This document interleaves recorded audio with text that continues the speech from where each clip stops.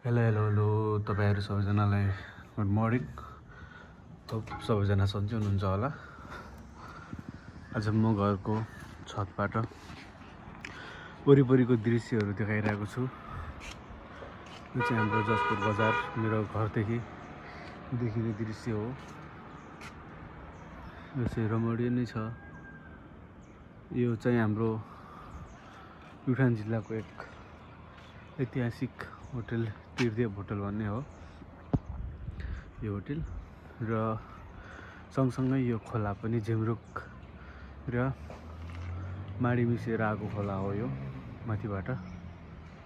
यसरी नै वरिपरि दृश्यहरूले रमणीय नै छ यो जसपुर बजार। यस्तो छ नै। यो चाहिँ हाम्रो प्युठान जिल्लाको एक व्यापारिक केन्द्र मानिने जसपुर बजारको अवस्था हो। जसपुर बजार एक आफैमा एक सुन्दरताले भरिपूर्ण छ र पारिबाट काम पनि लाग्दैछ। बिहानी समय 7 बजिसक्यो। अब चाहिँ काम लाग्न सुरु भइरहेको छ। र यसैगरी यो चाहिँ हाम्रो इलाका प्रशासन हो। मान्डवी, स्वर्गदारी र सरुमरानी गाउँपालिका तीनवटा गाउँपालिकालाई जोडेर बनेको इलाका प्रशासन हो। यहाँ नागरिकता लगायत राष्ट्रिय परिचय पत्र काम हुन्छ। साथै यो बाटो जाने चाहिँ हाम्रो मान्डवी गाउँपालिका जाने बाटो छ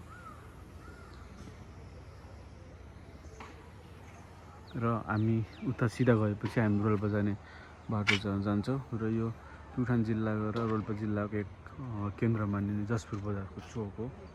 र यो प्रहरी अस्थायी चौकी हो। अब केही समयमा स्थायी पनि हुनेछ। र यो बजारको अवस्था पूर्ण रूपमा परिवर्तन हुँदैछ। करिब बाटोदेखि बीचदेखि 7 मिटर माथि 7 मिटर तल अब तत्कालै लागु हुने गरी बाटो बन्दैछ। सायद काम पनि छिटो नै हुन्छ होला। र यो पारिको स्कुल देखिएको छ। यो स्कुल म पढेको स्कुल हो 5 क्लास। यो स्कुलमा 5 सम्म पढाइ हुने गर्दछ। र यो मान्डवी रिभर आफ्नै रफ्तारमा बगिरहेको छ। यस्तो छ।